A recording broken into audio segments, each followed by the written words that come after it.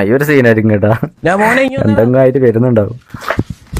ഓടാൻ വന്നതാണ് ഞാൻ. ഓടാനോ? ആ ഈ 2 മണിക്കോ? ആ ഞാൻ 2 മണിക്ക് ഇറങ്ങി. ഓടാൻ വന്നതിന്റെ കരുത്തിൽ എങ്ങനെ വണ്ടി കയറിയടാ? അത് ചൂടായ പൂരി കാരണം. ചൂടായപ്പോ നമ്മുടെ പ്രകാശന്റെ വീടിന്റെ ഗേറ്റിന്റെ ഫ്രണ്ടിൽ എത്തിയപ്പോ നിനക്ക് ചൂട് വന്നു. പിടി പൊന്നിനെ കാണാൻ വന്നിരിക്കും. ഇവിടുത്തെ പ്രകാശന്റെ മൂത്ത പ്രണവിന്റെ കൂട്ടുകാരനെ. പ്രണവേ. പ്രണവിന്റെയോ? ആ. നീ വന്നാടാ മോനെ. എടാ പ്രണവേ. ആ പ്രണവേ. ആ പ്രകാശണ്ണേ ആ മോനല്ലടാ, 2 പെമ്മക്കളാ. നീ മാറിയാ വണ്ടി അങ്ങോട്ട് നീങ്ങി. പ്രകാശണ്ണേ മോളെ അഞ്ഞു നാട്ടുകാർ മൊത്തം അറിഞ്ഞ ഓടല്ലേ അതുവഴി അമ്മ നോക്കല്ലേ, നാട്ടുകാരറിഞ്ഞ വിഷയാവേ. ഞാൻ നാട് ഇവര് കറങ്ങി വന്ന് ലാസ്റ്റ് അടിയാ. ഇതെന്തോടാ കയ്യിലെന്തോടാ? രേഷ്മയുടെ ആണ് അത്. രേഷ്മയുടെ.